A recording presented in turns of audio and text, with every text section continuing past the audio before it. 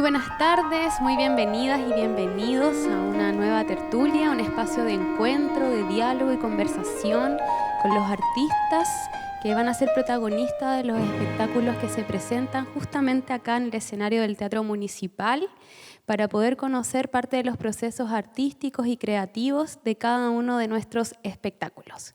Mi nombre es Cecilia Herrera, soy la coordinadora del área de comunidad y público del Teatro Municipal, área que también es encargada de generar vínculos entre este maravilloso teatro y también nuestros públicos, nuestras comunidades, nuestros territorios, encargada también de realizar distintas actividades gratuitas para que puedan vincularse más allá de las artes escénicas y musicales, sino que también con otras disciplinas de la sociedad.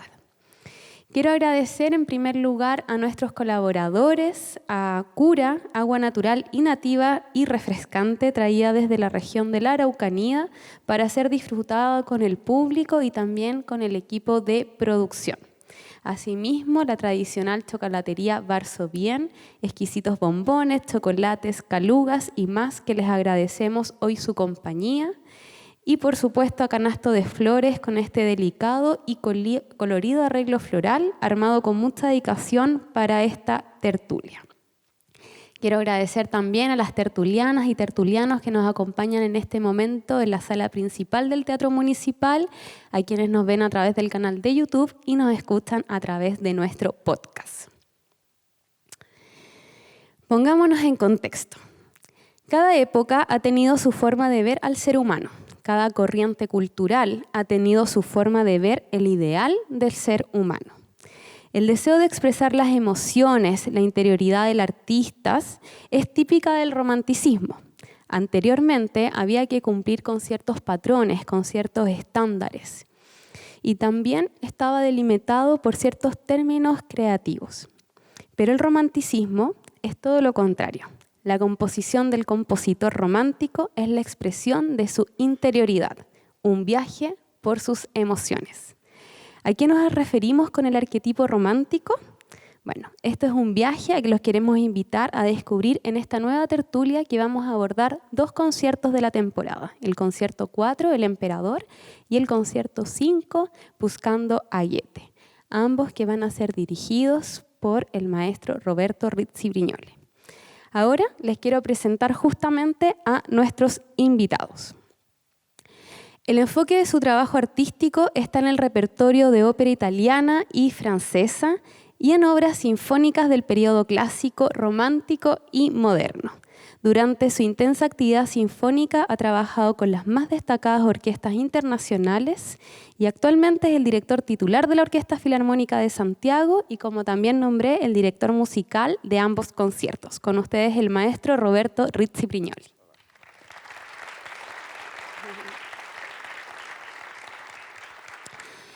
Historiador, filósofo e investigador chileno. Su campo de estudio vincula las disciplinas de la estética, la fotografía, la historia, los estudios visuales y culturales latinoamericanos. Ha elaborado diversas investigaciones sobre artistas, colectivos y periodos artísticos. Con ustedes, Gonzalo Leiva.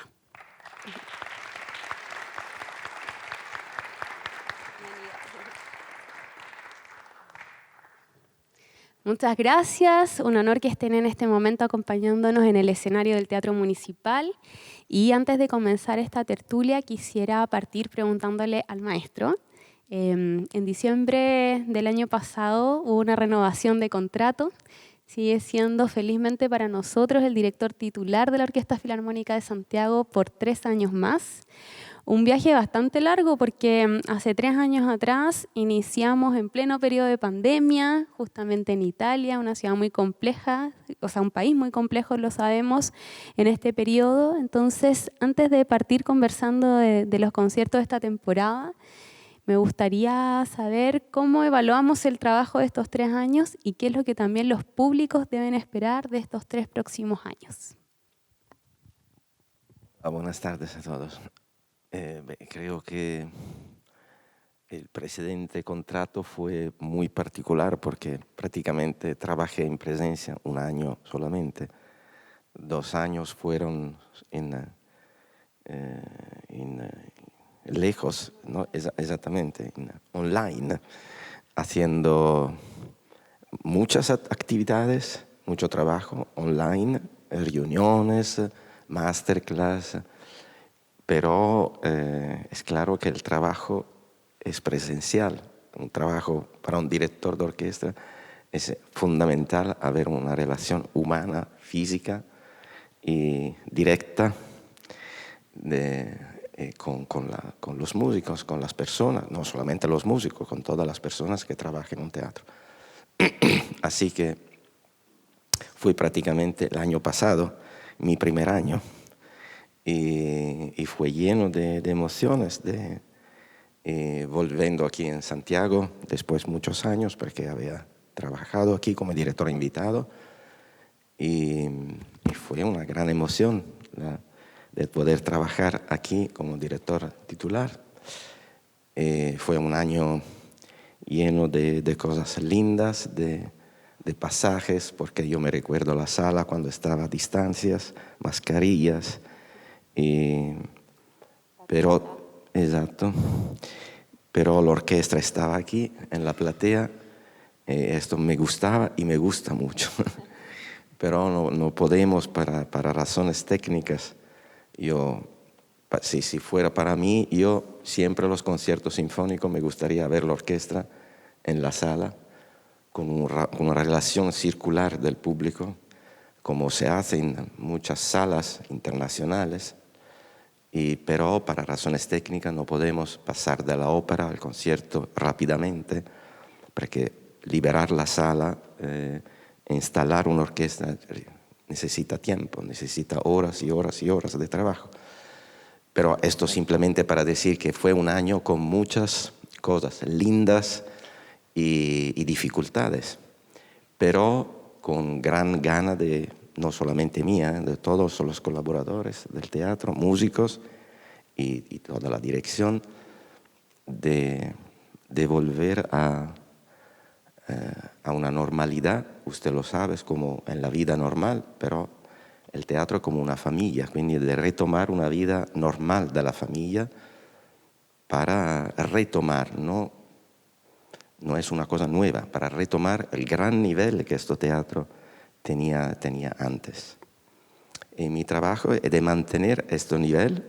Claro, si se puede mejorar, significa que puedo aportar algo de nuevo, no lo sé, no soy yo que debo decirlo, es el público, no soy yo, pero mi deseo es esto, de mejorar la calidad de la orquesta, del coro y los programas que hemos pensado esta temporada, también la ópera, siempre en este percurso.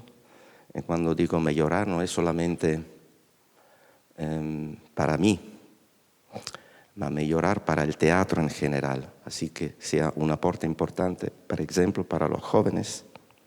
Estamos haciendo un gran trabajo para descubrir nuevas voces y jóvenes también, no solamente cantantes, músicos.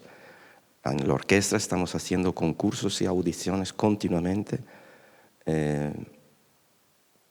porque necesitamos, están personas que necesitamos, no sé, violines o otros instrumentos, y puedo asegurar que hacer audiciones y ver jóvenes de 20 años, 22 años, 23 años, que creen en este trabajo, que creen en la música, que tienen confianza de poder hacer el artista en su vida.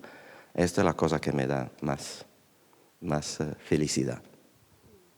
Muchas gracias, maestro, y vamos a seguir trabajando también para eso también desde el área. Bueno, yo comentaba al inicio que esta tertulia va a abordar ambos conciertos, el concierto 4 y el concierto 5, y ambos tienen la particularidad que se contextualizan en un periodo romántico.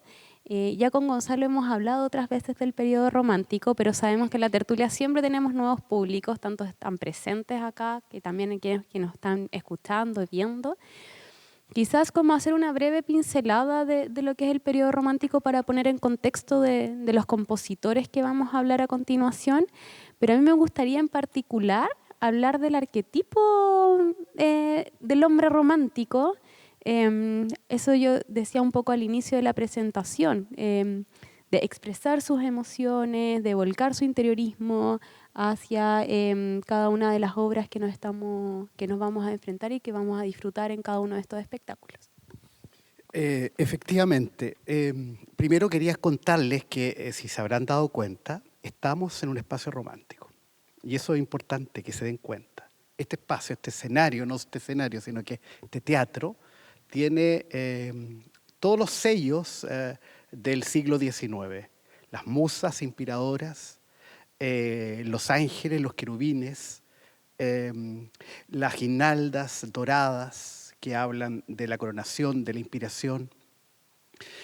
Arriba, Kirchbach nos hizo un enorme y maravilloso homenaje a esta mitología que tiene que ver con la música, que tiene que ver con la inspiración.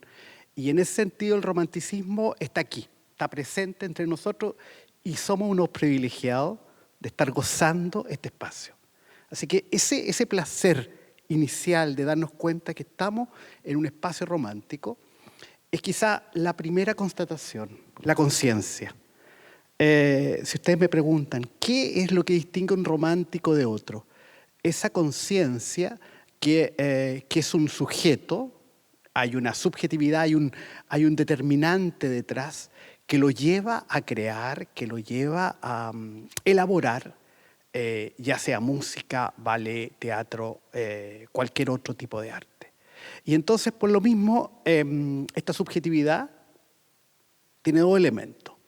El primer elemento definía un romántico del siguiente modo, y me parece muy bonito además. Dice, el corazón de un romántico siempre es un volcán. Y entonces, ¿por qué? Porque está siempre en ebullición. Es un magma, es una suerte como de constante proceso creativo. Pero la imaginación de un romántico es un abismo. Y entonces, por lo tanto, ¿qué quiere decir eso? Que no hay límites, que es la libertad creativa y esta posibilidad de pensarlo y recrearlo todo. ¿Y por qué? Porque los románticos tienen algo muy interesante desde el punto de vista cultural. Piensen ustedes que es un fenómeno cultural del siglo, de finales del siglo XVIII, cubre buena parte del siglo XIX y hay extensiones hasta el siglo XX. De hecho, Rachmaninoff, ¿cierto?, que es uno de los que el maestro tiene considerado en el primer concierto, muere aproximadamente en 1943 y es el último romántico ruso. ¿Se fijan? Entonces, la extensión del romanticismo son aproximadamente como 2 siglos.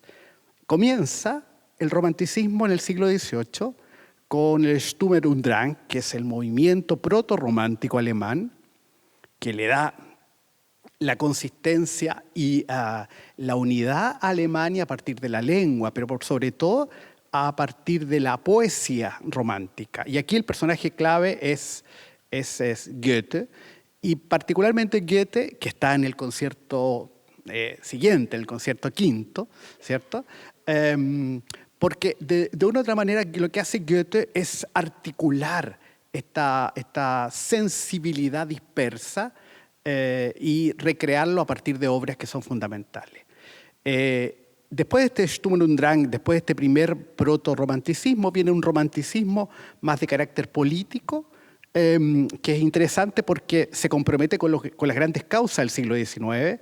Se fijan, no son los artistas que están desprendidos del horizonte, son artistas que están comprometidos con la realidad. Por ejemplo, en pintura se considera que el romanticismo tiene como pintura fundamental la balsa a la Medusa. No sé si se acuerdan de esa pintura, una pintura de Guericó del año 19, que si ustedes revisan y analizan y visualizan esa pintura, va a tener como centro el tema de la libertad de la esclavitud. ¿Se fijan cómo el romanticismo, que pareciera que es muy etéreo, tiene asideros políticos muy importantes?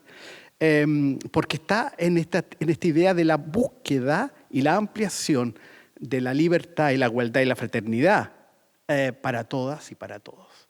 Entonces, es el segundo periodo, ¿cierto?, del romanticismo con anclajes de carácter político, de carácter societal, la figura, sobre todo en la cultura francesa, la visión de Victor Hugo en el prefacio de Cromwell, que es el manifiesto francés del romanticismo, y que habla de algo que hasta ese momento no se veía, que en el arte no solamente está lo sublime y lo maravilloso, sino que la fealdad o lo esperpéntico también conforma parte de la estructura artística.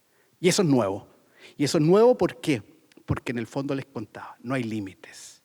La imaginación y sobre todo la inspiración artística no va a tener límites. Y finalmente, los estertores del romanticismo que se dan en numerosos campos, en filosofía, la figura de Nietzsche, la figura de Walter Benjamin,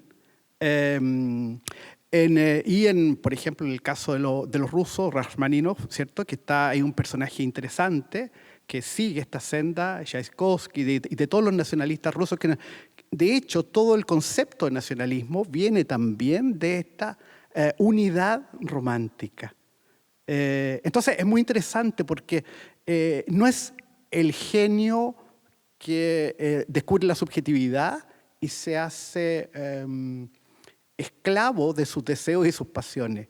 Es un genio que reconoce también su flaqueza, pero también tiene asideros y compromisos con su entorno. Bueno, y después de este magnífico como contexto histórico, ¿cierto? Creo que es importante irnos también al contexto musical y explicar también en qué consiste, partiendo por el programa El Emperador, con qué compositores nos vamos a encontrar y desde ahí también cómo lo vinculamos con el romántico, porque también el periodo romántico hay un romanticismo más tardío, ¿cierto? Hay uno más temprano. Entonces le dejo la palabra al maestro. Yo me gustaba mucho Gonzalo cuando decía el hombre romántico en movimiento, siempre en movimiento. Y creo que es una particularidad también de los programas sinfónicos que tenemos. Ahora, la verdad es que Rachmaninoff, este año tenemos 150 años de su nacimiento. Así que era importante hacer un homenaje a Rachmaninoff. Esto para decir que ahora hacemos un discurso de romanticismo, pero este año es un año muy particular porque son 150 años. Pero es también interesante cómo son 150 años que Rachmaninoff nació, 250 años que Goethe empezó a escribir el Fausto, este año. Y nel 2027, quindi pasa muy rápido, 3 años, son 200 años de la muerte de Beethoven. No sé, es una coincidencia, nada que una coincidencia. Pero esto me deja pensar que pasan tantos años y estamos aquí nuevamente, y eso creo que es el milagro del romanticismo, es el milagro del hombre romántico que se mueve adentro los siglos, ¿no? Y continúa. Y así que hablar de Beethoven creo que es reductivo, no sé, necesitamos días y días, y usted conoce Beethoven mejor que mí. El concierto quinto es uno de los conciertos más conocidos, todos los conciertos y también de los 5 conciertos de Beethoven. Es un concierto que es un fulmine, es una luz nel periodo clásico, es como uno squarcio, no sé cómo se dice en español, es como un tremor de la tierra adentro en el clasicismo, y de este momento ningún concierto siguiente será igual a antes. Esto es el genio de Beethoven, que todo cual que escribí fue siempre un pasaje a algo de completamente nuevo. Si pienso a las sonatas para pianoforte, por ejemplo, a los cuartetos para cuerdas, que son maravillosos, y cada uno tiene un salto, algo de impresionante que los otros no pensaban. Y también este concierto tiene adentro novedades que son increíbles. Ya empezar con una cadenza para el pianista, la cadenza no está al final, pero está al principio. Maestro, disculpe, ¿qué es una cadenza? Sí, la cadenza es cuando al final de un tempo de concierto la orquesta se para, el pianista toca, se llama cadenza porque es un momento donde el pianista demuestra su actitud, su capacidad, su técnica, ¿no? Y antes Beethoven, los compositores dejaban libre, escribían solamente cadenza, así que el compositor escribía su cadencia o si no, libremente el pianista improvisaba. Era un momento donde el pianista improvisaba, no temas libres, temas siempre con referencia al concierto, ¿no? Pero demostrando pasajes rápidos, así. Esto era el momento para el pianista donde demostraba su capacidad, su técnica. Y Beethoven escribe todo, no deja libre nada, pero pone este momento al principio. Quindi nosotros escuchamos al principio un accordo dell'orchestra muy fuerte y inmediatamente el pianista que hace arpeggios, momentos. Quindi prácticamente se pone al principio. Ahora, para nosotros puede ser una cosa simple, pero nel 1809, cuando fue escrito este concierto, fue una cosa impresionante. Y creo que es la virtud del hombre romántico. Yo quindi penso que Beethoven es un hombre romántico, más que clásico. Es claro que vivió en un periodo de pasaje, ¿no? Quindi siempre esta discusión, Beethoven es clásico, Beethoven romántico, Beethoven pre-romántico, Beethoven post-clásico. Para mí es un hombre romántico, porque esta capacidad de mover las cosas. Y nada, y Martucci y Rachmaninoff son dos. Martucci es un homenaje a un compositor italiano que no tiene ninguna relación particular con Beethoven, es una introducción al concierto, es un nocturno. Yo creo que es lindo empezar un concierto con una composición que originalmente fue escrita para piano, porque Martucci es un compositor italiano de la segunda mitad del siglo XIX, no tanto conocido, no escribió óperas, quindi increíble, ¿no? Que un autor italiano, usted sabe que en este periodo vive Puccini, Verdi, todos los compositores de ópera más conocidos italianos, y él no escribió óperas, porque no quería escribir ópera. Y escribió mucha música pianística para piano, música da cámara, y también este nocturno que vamos a escuchar fue escrito para piano. Original es para piano, y Martucci mismo escribió la versión para orquesta. Maestro, yo a propósito de Martucci le quería preguntar, primero si usted sabía que ya se había tocado acá en el Teatro Municipal obra de este autor. Y lo otro que me interesa mucho, que me fijé que en el concierto, en los tres personajes, Beethoven, Martucci y Rachmaninoff, tenía el piano como gran instrumento de reconocimiento y también eran muy eximios pianistas. Entonces, si hay una conexión primero en esta historia a partir de este instrumento que sería como casi un instrumento romántico también. Sí, exactamente. No es que hemos pensado al programa pensando al pianoforte, pero efectivamente sí, porque Martucci fue un gran pianista, un gran didacta.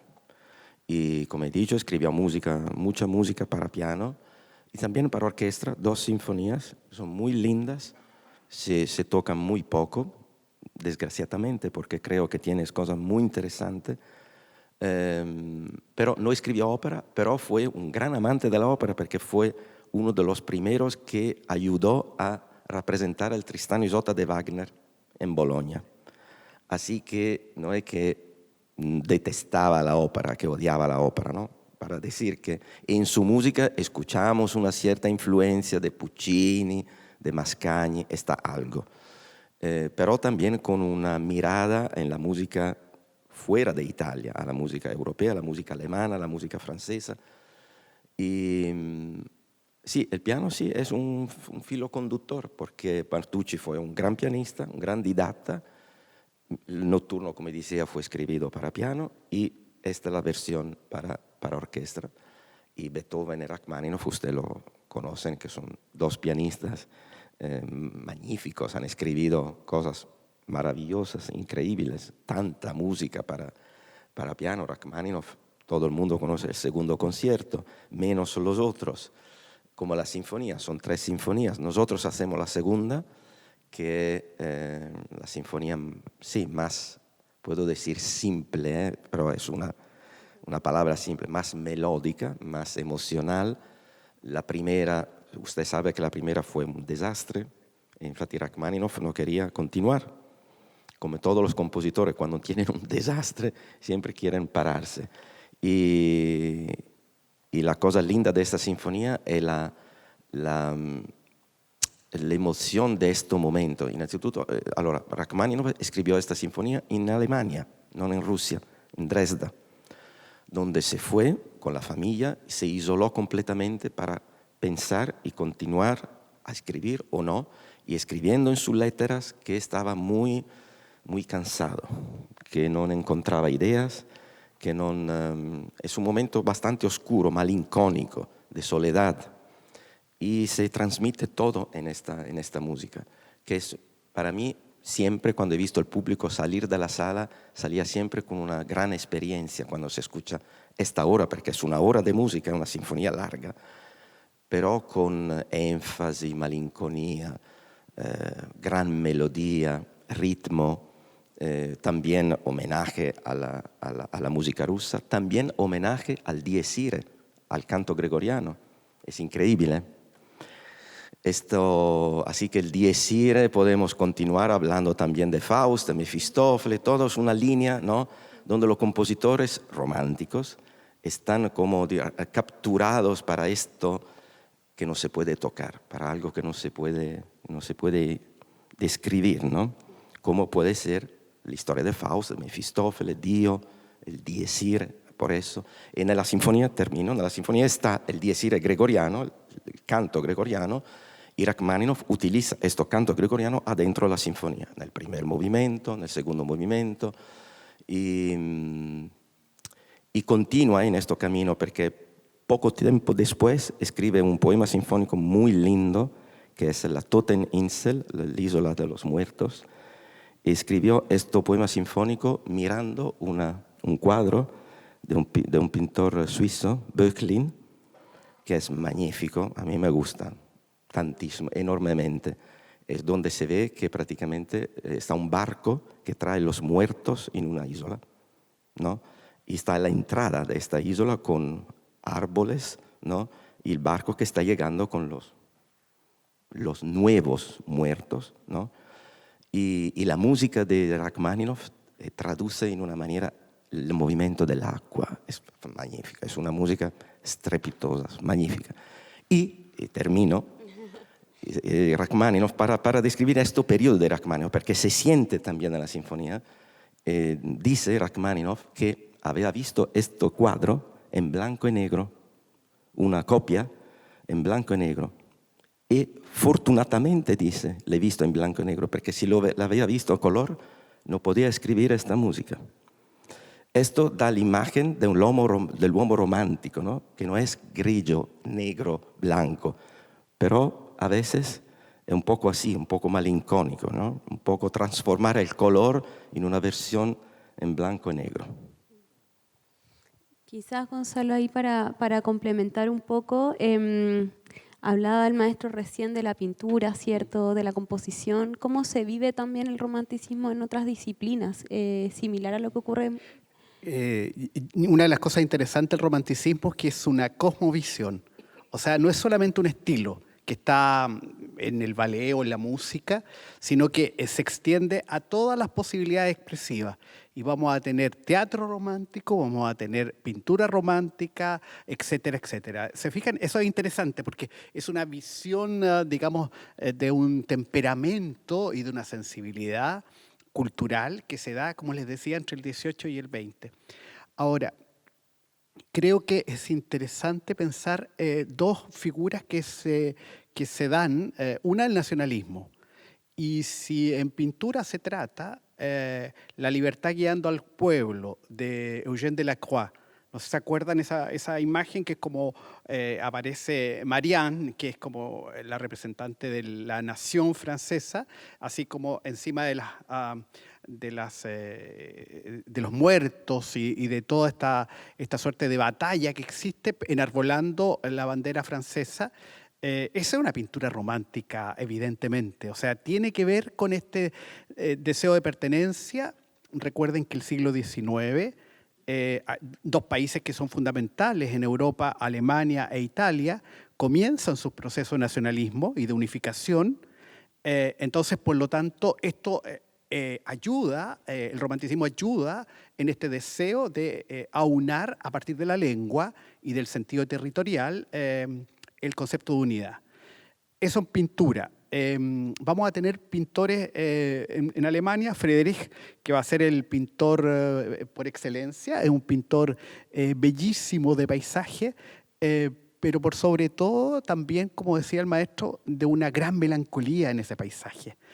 Tiene un famoso cuadro, no sé si se acuerdan, El caminante de las nubes. No sé si se recuerdan esa pintura, que es una pintura muy interesante, que aparece un dandy, un señor así como dominando el mundo y que está arriba de un risco y dominando las nubes que están alrededor. Entonces, esta visión de que el hombre puede dominar, porque detrás del romanticismo hay algo interesante desde el punto de vista de la soberbia.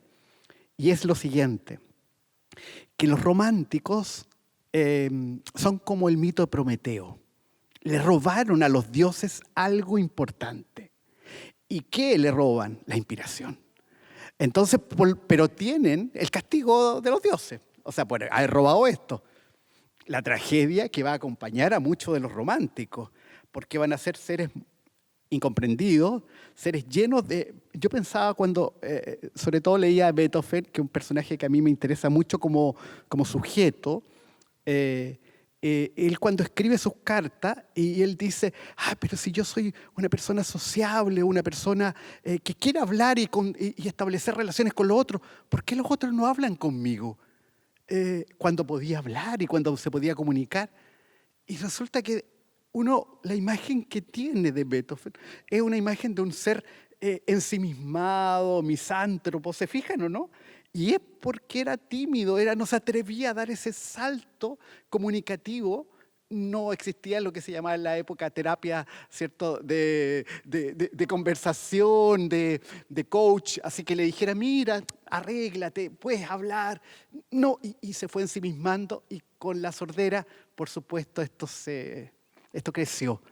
Y ese aislamiento es dramático. O sea, a mí una figura que me apasiona profundamente. Hay un autor que se llama Sadkin, que es un escultor, que hace todo el proceso de Beethoven, desde la juventud hasta el final, solamente en el rostro. Y es fascinante porque uno va viendo porque al final en el rostro de uno, es que en la ventana al mundo, se va notando todo lo que hemos vivenciado y todo lo que somos. Entonces, termina siendo nuestra puerta de entrada al mundo. Nuestros ojos son las ventanas, pero nuestro rostro es la entrada. Entonces, en Beethoven, este gesto adusto, con la cual uno, cuando yo les digo Beethoven, ¿usted se imagina el tiro de eso? No es el Beethoven del comienzo, es el Beethoven del final. Bueno, y así vamos con cada uno de los autores. A propósito de Rachmaninoff, que a mí me interesó mucho el caso de él, para saber si en Rusia había tenido éxito, ¿cierto? Que era un tema porque había salido al exilio, ¿cierto? Fue contra la Revolución Rusa. Entonces, por lo tanto, pero curiosamente, este concierto que va a presentar el maestro acá, tuvo mucho éxito en San Petersburgo y fue muy bien aceptado. Entonces, con eso, este espíritu romántico, si no hubiera sido la tragedia de su vida, ¿cierto? Porque una tragedia ya es el exilio y otra tragedia es la definitiva ignorancia del origen de uno, de lo que uno fue. Entonces, estamos hablando de seres que tienen este estallido, podríamos decir, divino en su corazón para crear, para imaginar, pero que están siempre con una suerte como de incomprensión. Alguien le llamaba el genio romántico. Y el genio romántico entendido como una gran melancolía, un sentido de pérdida. He perdido mucho, afecto, emociones, y entonces, ¿cómo lo recupero y cómo se lo comunico al mundo? Entonces, aquí la música se transforma en poesía. Y yo creo que con el romanticismo, como nunca, la música son jirones del alma de cada uno de los autores que vamos a escuchar. Qué bonita frase. Y la música se convierte en poesía. Me acuerdo del año pasado, también una tertulia que realizamos, de una obra de teatro que se estrenó justamente en la sala Claudio Arrau, que se llamaba Arrau, El otoño del emperador, de este importantísimo pianista chileno. De hecho, es el más importante del siglo XX a nivel mundial, no tan conocido de repente en Chile como debería ser. Y justamente se habla de Arrau, El otoño del emperador, haciendo alusión a la obra El emperador de Beethoven. En este concierto también va a haber un pianista, ¿sí? Un pianista italiano. Ya habíamos hablado de la cadenza, de la importancia que tiene, ¿cierto?, esta improvisación, que en el caso de Beethoven no es improvisación porque está escrito, ¿sí? Y que ahí también marca un hito revolucionario para aquel entonces. Entonces me gustaría, maestro, como en primer lugar, que son dos preguntas distintas, pero quizás una más acotada. ¿Cómo influye el Beethoven, pianista, en el que es compositor? ¿Cómo ahí influye en algo, no? Y cómo ha sido también su relación trabajando con pianista italiano presente también en el concierto número 4. Allora empiezo con la segunda. El pianista es un italiano joven, muy joven, y que ha ganado concursos internacionales muy importantes ya, como el concurso Beethoven de Bonn. Y yo lo escuché en un concierto solístico donde tocaba las 3 últimas sonatas de Beethoven, una gran maturidad, muy joven, ma ya con un talento y una calidad musical muy, muy alta. Filippo Gorini. Filippo Gorini, Importante. eso es. Y quindi entonces soy muy contento que estaba libre para venir a Santiago, y donde sentimos la responsabilidad, la gran responsabilidad. Yo ya había dirigido el quinto de Beethoven con Bruno Gelber hace 15 años, exactamente 15 años, aquí. Y en un programa que tenía el quinto de Beethoven, el Coriolano, l'Ouverture Coriolano, y el poema sinfónico Also sprach Zarathustra de Strauss. Pero ahora, después de 15 años, no sé, todo matura, todo se evoluciona. Así que Bruno Gelber es un pianista ya famoso, con gran experiencia, pero de presentar un pianista joven yo creo que es muy importante, como decía antes, dar la oportunidad a los jóvenes talentuosos de presentarse y sobre todo en este teatro que tiene una historia de un pianista fantástico como Claudio Arrau. Así que la responsabilidad para él, no, para nosotros, para todos, es muy alta. ¿Y la diferencia o cómo puede llegar a influir algo similar a lo que hablaba Gonzalo al comienzo? Como todos son pianistas, pero en el caso de Beethoven, como que justamente esta obra además él la compuso y tengo entendido que no alcanzó a interpretarla. Por eso también él escribió esta cadenza sabiendo que no iba a poder improvisar, no iba a poder interpretarla, entonces que la interpretaran de alguna forma por él. Pero ¿cómo ve su influencia en su composición también, el hecho de que sean pianistas? Y eso también puede ser transversal justamente a los 3 compositores del concierto 4. Dunque, se comprendo bene, la pregunta es cómo Beethoven ¿Me puede repetirla? Sí, ¿cómo influye el hecho de que sea pianista en su composición? Claro, esto influye muchísimo, muchísimo porque toda la música que ha escrito para piano es perfectamente construida, perfectamente, es muy difícil, no es que se puede tocar fácilmente, pero se ve la mano del pianista, así que todo está pensado en su cabeza, tenía el pianoforte aquí, y este concierto también es un concierto donde sí, podemos decir que es un concierto donde el piano es de verdad el gran protagonista. La orquesta también, sí, pero creo que el piano es de verdad el primer actor en este concierto. Y el milagro es que él, con su problema que tenía de oído, siempre más grave cada año, ha escrito un concierto extraordinario. Esto es el milagro de este hombre. Así que es claro que se ve que él pensaba como pianista, escribía como pianista, y todo lo que pasa en su cabeza está escrito. La idea de la cadencia que está escribida cada nota, creo que es exactamente esto, que no deja nada a la interpretación libre, nada a la improvisación.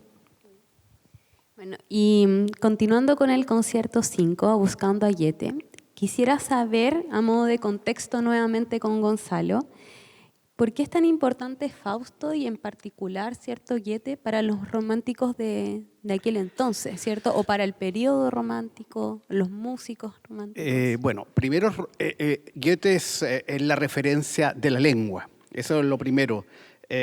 Así como hay como fundadores de la lengua, así el Dante para Italia, ¿cierto? Goethe es para Alemania. Es la referencia no solamente por la inspiración poética, por la escritura, sino porque él hace de la lengua alemana un baluarte de reconstrucción de su memoria, de sus sentimientos y de su sentido de pertenencia a lo que se llamaba la patria chica, a la patria. Recuerden que eran numerosos reinos que constituían Alemania. Entonces, unifica esa multiplicidad de sensibilidades en una gran sensibilidad que sería el alemán como lengua, ¿cierto?, comunicacional. El segundo elemento que yo creo que construye obras que son fundamentales hasta el día de hoy y que me parece que funcionan porque son arquetipos universales.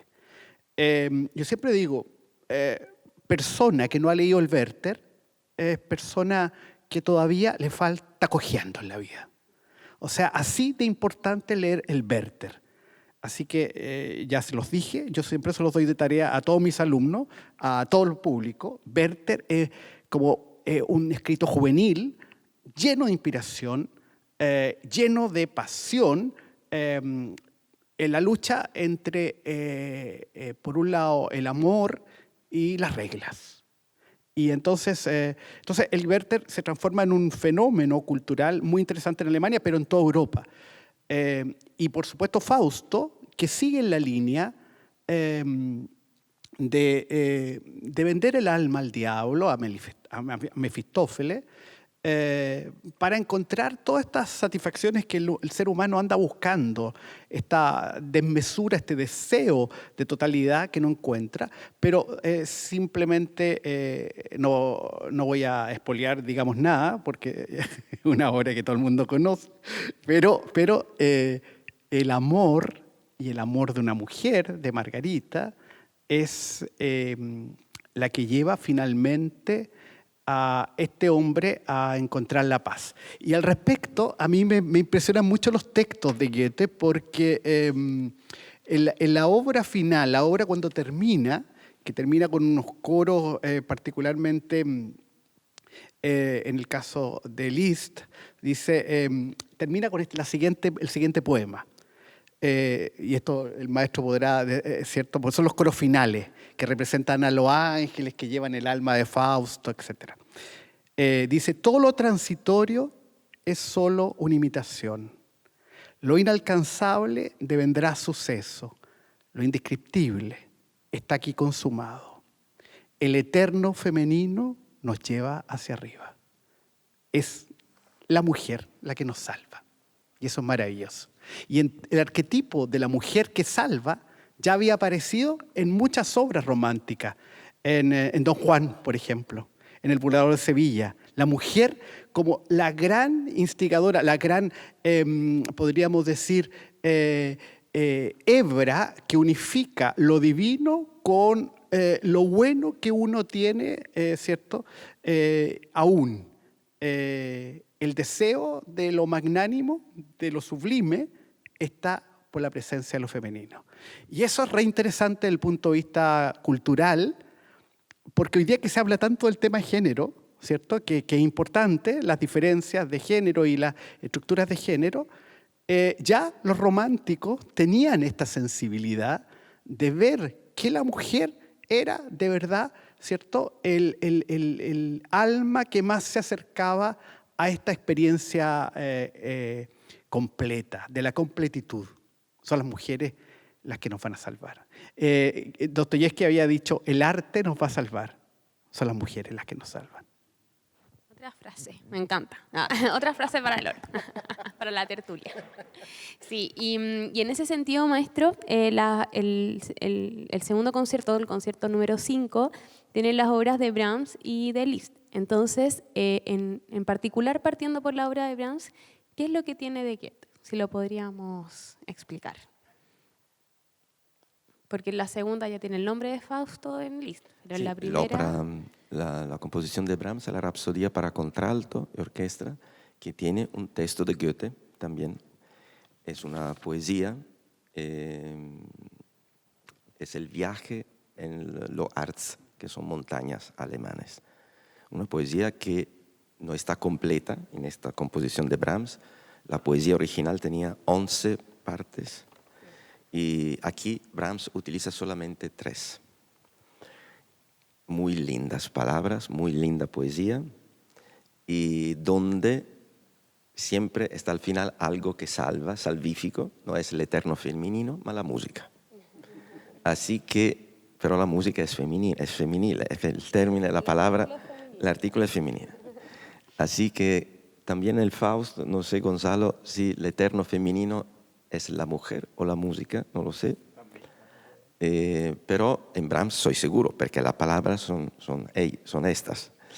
La poesía es muy linda, todo parte de una historia vera, porque Goethe había hecho un viaje en los Harz, en la montaña, porque un joven había leído I dolori del giovane Werther, ¿no? Este libro del cual hablaba Gonzalo, y cayó en una depresión, porque me imagino, este libro he leído, pero me imagino que este libro crea una tensión interior, un movimiento, y este periodo podía pasar que uno leyendo este libro no sabía cómo hacer, cómo vivir.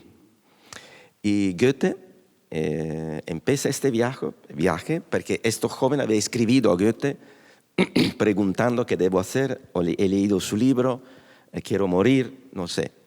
Y Goethe hace este viaje para encontrar a este joven.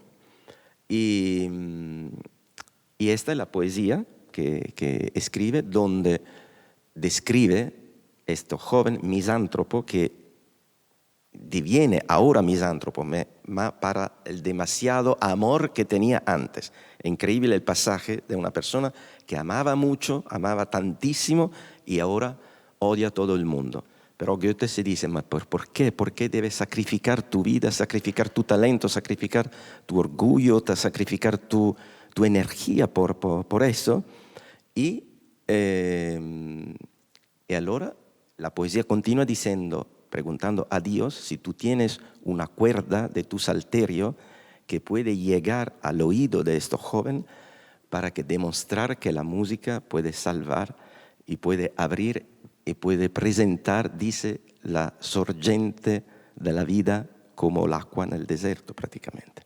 Son palabras muy lindas, donde la música sale de verdad como salvífica. La música puede salvar a una persona de un momento de crisis, de un momento de soledad.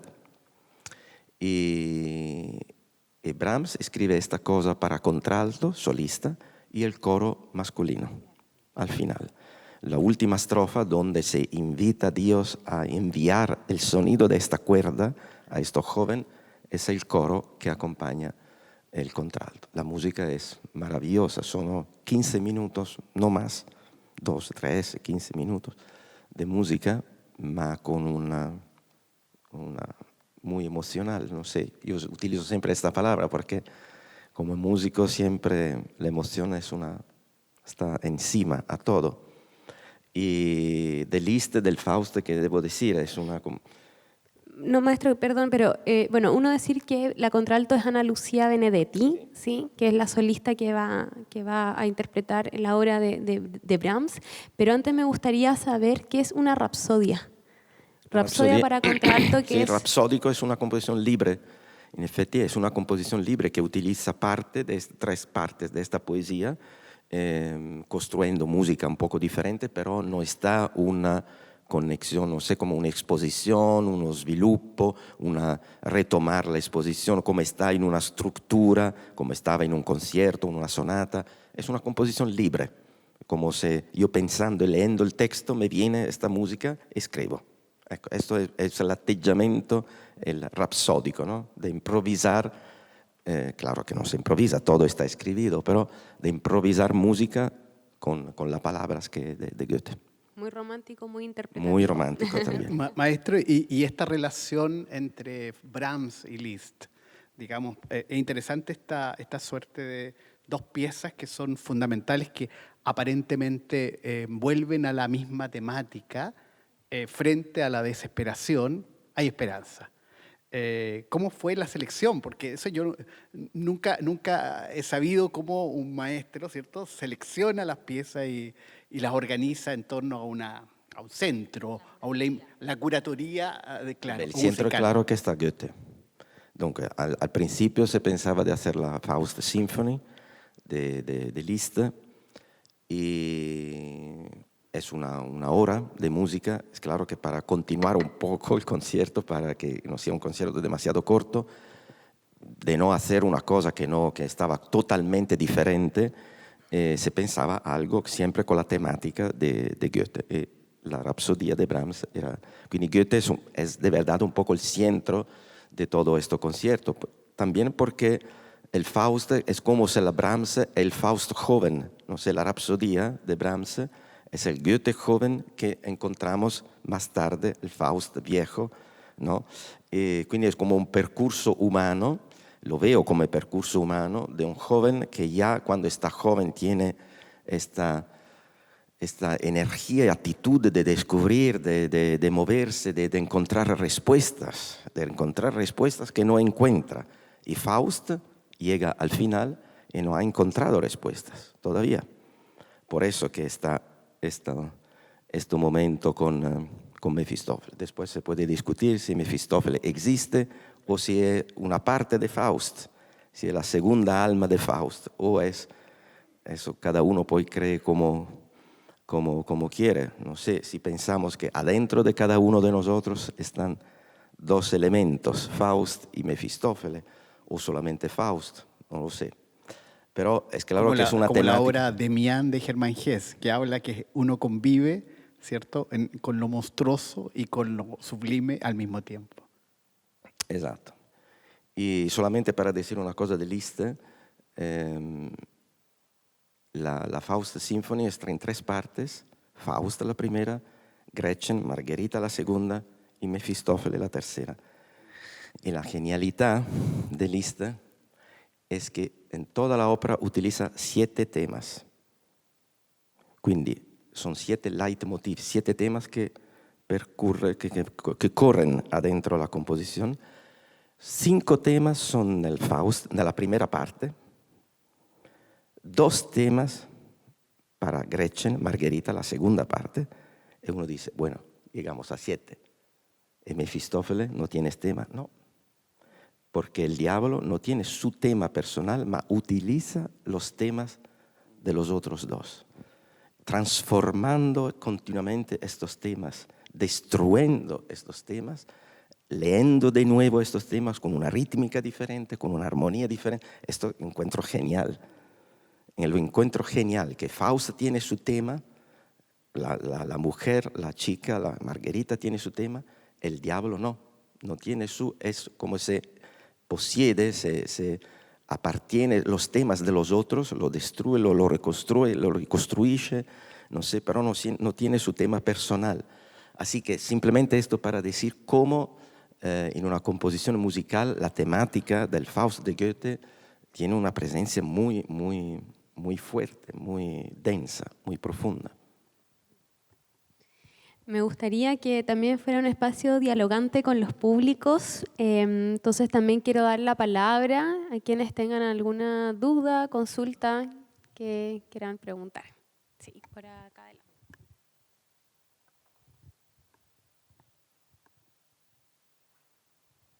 Es por acá. Ah, ya.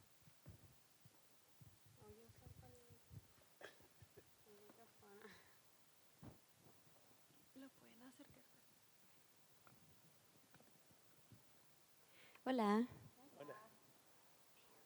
Esta pregunta es para el maestro, es sobre el concierto 5.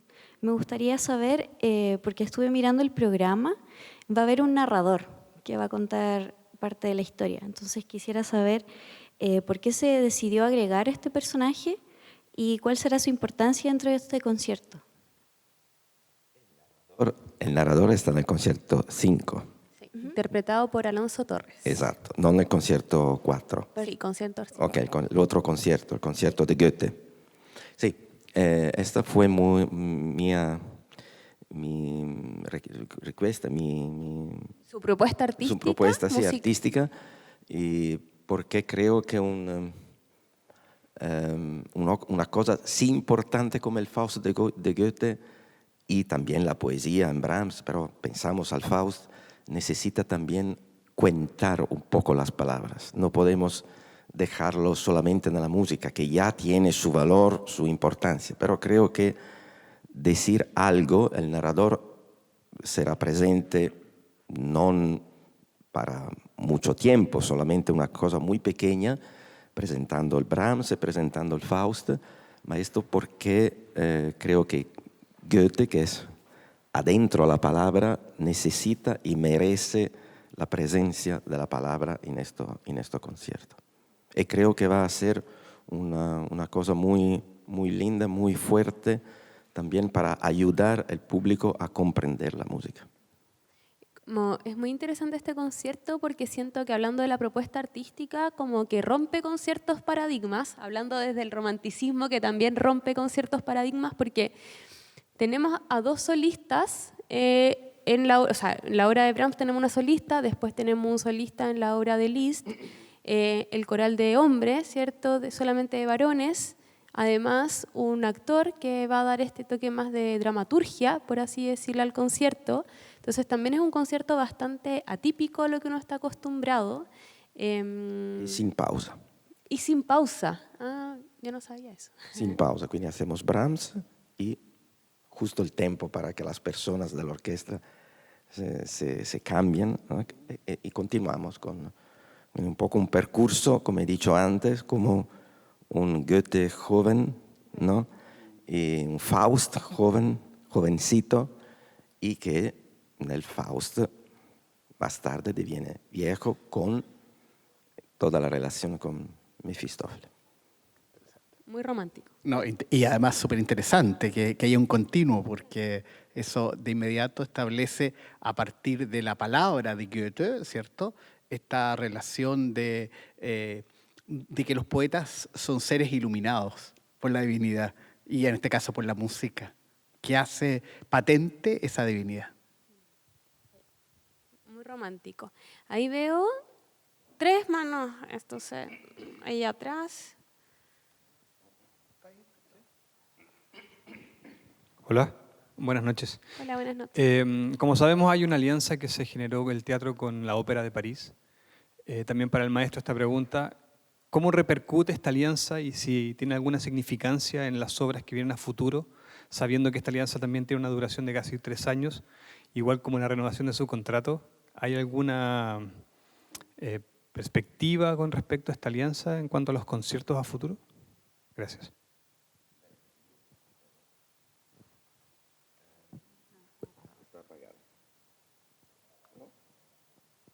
No, está, ok. Y no, es una cosa maravillosa esta colaboración con l'Opera de París, y creo que es un aporte inmenso a la calidad de la escuela de baile, del teatro. Y que debo decir, como director titular, yo trabajo con el ballet, no trabajo con la escuela de ballet, pero me ocupo y me preocupo también, y me preocupo talmente tanto que me gustaría también haber una escuela de cantantes, una escuela de músicos, una escuela de pianistas, tantas escuelas, tantas academias, que el deseo es rápido. No, después están problemas que usted comprende muy bien, pero todo aquel que se puede aportar a los jóvenes, en este caso los niños, niñas, es fundamental, porque es el futuro y la calidad del teatro. Y un teatro no puede vivir sin jóvenes y sin calidad, porque los jóvenes, la calidad es la cosa que está siempre y conecta los periodos, ¿no? Y los jóvenes son el futuro, porque es así, porque es justo que es así. Así que necesitamos invitar jóvenes, abrir escuelas, pero mantener una gran calidad, que no sea solamente una escuela para todos, sí, que sea claro que no debe ser selectiva, debe ser para todos, pero con una gran calidad. Y creo que el aporte de l'Opéra de París, que tiene una escuela de ballet mundial, a nivel mundial, sea una cosa fundamental aquí. Pero si esto me ayuda a insistir en otras cosas, me gustaría también que sea un inicio para un aporte futuro también en una escuela para los cantantes, a formar una academia para los músicos. Ya tenemos, este año, por ejemplo, tenemos pianistas jóvenes que hemos audicionado el año pasado, muy jóvenes, y que estamos formando. ¿Por qué? Porque es justo que un teatro es una fábrica, es una escuela, debe ser una escuela para los jóvenes de talento, naturalmente, y es importante que el teatro dé esta oportunidad de crecer adentro del teatro, no fuera y venir al teatro, de crecer adentro del teatro, porque el teatro es una experiencia que se empara y se aprende cada día. No se puede aprender en los libros, y se aprende haciéndolo. Quindi se aprende respirando el aire aquí adentro. Gracias, maestro. Gracias por tu pregunta. Ahí atrás teníamos y después acá adelante. Sí, hola. Una pregunta al profesor con respecto a un tema que tocó. Hay gente que afirma que el gran motor de la historia es el espíritu faustiano, que esto es como una forma de un grupo de gente que no busca una ganancia material con su acto, sino más que una vinculación profundamente afectiva, subjetiva, que tienen con respecto a las cosas. Y haciendo un poco referencia a la pintura que usted mencionó, es por ejemplo cuando le preguntan a una persona que está intentando escalar el Everest, si Edmund Hillary, que le preguntó ¿por qué lo estáis haciendo? Y su respuesta es simplemente porque estaba ahí.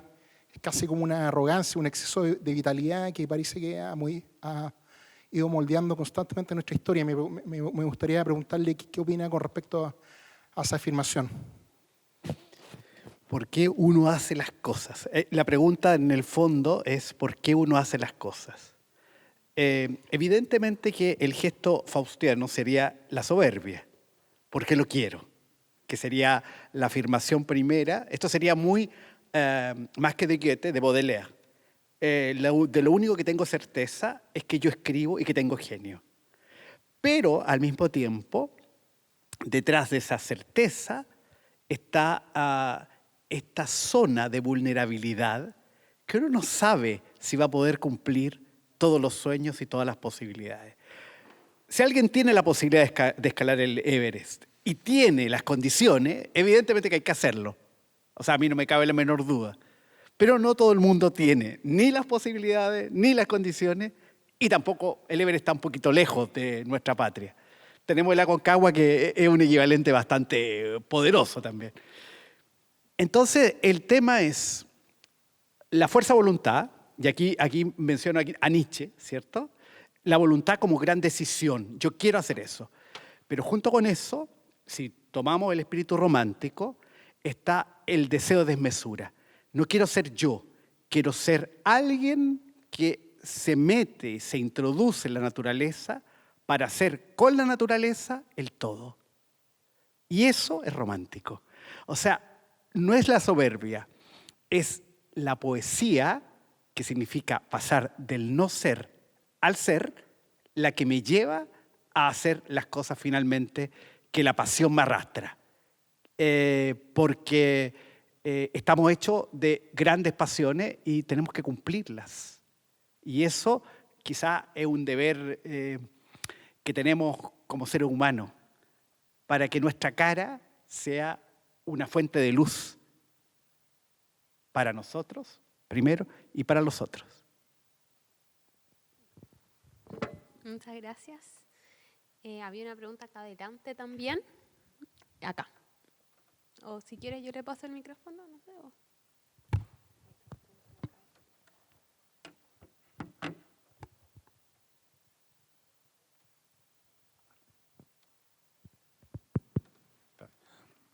Quería consultar al maestro si tienen la información de cuándo fue la última vez que se dio acá la Sinfonía Fausto. Tengo entendido que hace muchos años que no se daba. ¿Cuándo fue la última vez que se dio Fausto acá en el Fausto, la sinfonía? Sí, sí. Ya.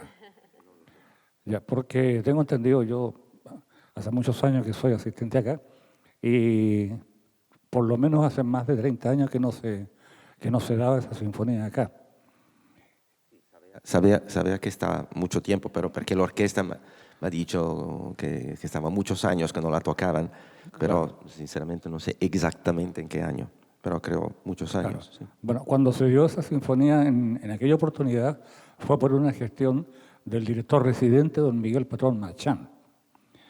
En algún momento se estaban cumpliendo 200 años, no sé de qué, digamos, relacionado con Franz Liszt, y estaba él con el director titular, con don Juan Pablo Izquierdo, viendo qué obra de importancia se podía dar para ese acontecimiento. Entonces, conversando, decía, lo más famoso que se conoce son los 2 conciertos para piano, pero eso es muy poco para un acontecimiento que realmente refleje un aniversario de cierta importancia. Entonces, cuando yo le recordé, y la Sinfonía Fausto, ahí dijo, pero claro, ¿cómo se me fue a olvidar eso? La Sinfonía Fausto, y con esa sinfonía yo personalmente tengo un acercamiento muy especial. Cuando estuve con otros directores latinoamericanos haciendo una pasantía con don Leonard Bernstein y la Filarmónica de Nueva York, en Estados Unidos, estuve 4 meses allá, me tocó estar presente en la grabación de la Sinfonía Fausto, junto con el maestro, y en algún momento el maestro me pidió como ayudante de él que yo grabara el 3er movimiento de la orquesta. Tuvimos 3 días metidos en un estudio de grabación. El maestro me felicitó por el trabajo que le ayudé a hacer. Me regaló la partitura, no solamente autografiada, sino que con todas las marcas que él hizo para la grabación. Y yo tengo ese recuerdo claro de José, voy a proponer. Y al año siguiente, cuando se empezó la temporada de conciertos, se hacía primero una temporada de conciertos gratis en las iglesias, y el primer concierto gratis en la iglesia de los Sacramentinos, ahí en Arturo Prat, que es una gran iglesia, en la sala de abajo, el subterráneo, se inauguró la temporada de conciertos justamente con la Sinfonía Fausto dirigida por don Miguel Patrón Marchán. Y en el mes de octubre de ese año la dirigió acá en la sala. Los dos conciertos los dirigió don Juan Pablo Izquierdo, pero la orquesta la había preparado don Miguel Patrón prácticamente un año antes. y fue una sorpresa para todo el mundo porque muy larga, muy complicada, con un coro, con un solista. Muchas gracias, muy interesante su experiencia y esa es la experiencia también que el maestro quiere hoy en día con los públicos también transmitir, que es justamente generar nuevos repertorios o repertorios que hace mucho tiempo no se presentan en el teatro, volver a presentarlos, como mencionaba, como parte de estos 3 nuevos años como director titular de la Orquesta Filarmónica de Santiago. ¿Sí? ¿Alguna otra pregunta? ¿No? Bueno, quizás ya como para ir cerrando la conversación, ¿qué tiene de, como en una frase, porque hemos dicho frases muy bonitas con respecto al romanticismo, pero quizás alguna ya frase para el bronce, ¿cierto? Para el oro, para poder decir por qué deberían venir a ver estos conciertos. Creo que la mejor motivación para las personas que vengan a ver el concierto cuarto y el concierto quinto es una afirmación que hace Clara Schumann sobre Brahms, que a mí particularmente me conmueve profundamente. Y hablando de Brahms, dice ella, tranquilo en la alegría y tranquilo en el dolor. Es la verdadera humanidad.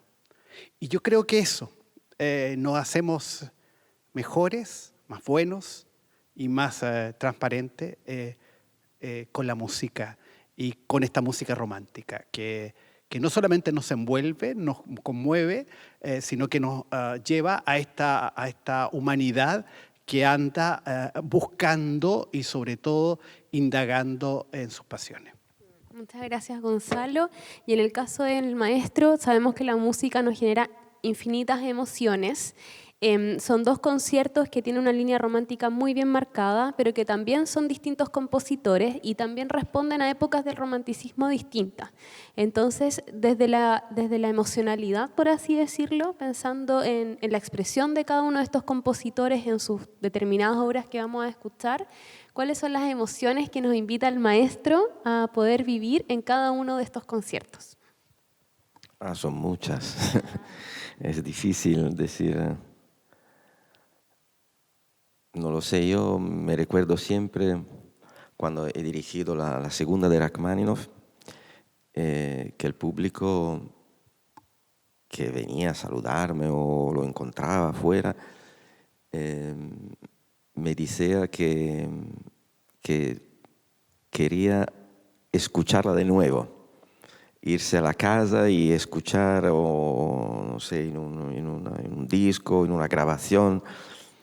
Y no sé si es esto, no sé si estos 2 conciertos creo que tienen toda la música, la tiene, es verdad, pero estos 2 conciertos puede ser esta particularidad de dejar un signo talmente fuerte adentro del alma, del oído, del recuerdo, que inmediatamente, no una semana después, inmediatamente saliendo de la puerta tienes ganas que continúe, que se repite, como un bis que se repite toda la música de nuevo. Puede ser que es el milagro, es la calidad de esta música. Beethoven seguro, porque como decía Gonzalo antes, es más que un músico, un hombre, que es un hombre que tiene una vida que es una vida talmente fuerte, talmente dramática, que es nuestra vida. Y la música de Rachmaninoff es una música que nos acompaña todo el día con sus melodías, con su belleza. Y el tema de Goethe es un tema universal. Así que la universalidad de esta música puede ser la particularidad de estos 2 conciertos. Pero de verdad, sería contento si saliendo de la sala la gente me dice que sería bien de repetirlo de nuevo, inmediatamente, súbito, porque deja algo de fuerte adentro, una emoción muy, muy fuerte que quiere continuar. Bueno, quienes vengan al primer concierto, ¿cierto? La primera fecha, pueden repetirse también naturalmente, las claro. Ahí, inmediatamente repiten la segunda fecha. Bueno, quiero agradecer a quienes nos han acompañado en esta tertulia, dejarlos invitadísimas a que vengan a disfrutar tanto del concierto 4, El Emperador, como del concierto 5, Buscando a Jet, que va a ser interpretado por la Orquesta Filarmónica de Santiago, dirigido por el maestro titular de la Orquesta Filarmónica, que nos acompaña hoy en día también, Roberto Rizzi Brignoli.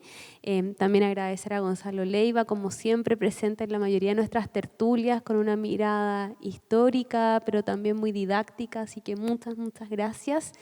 También agradecer a quienes están detrás de cámara, al área de sonido, iluminación, digital y audiovisual que hacen posible esta tertulia.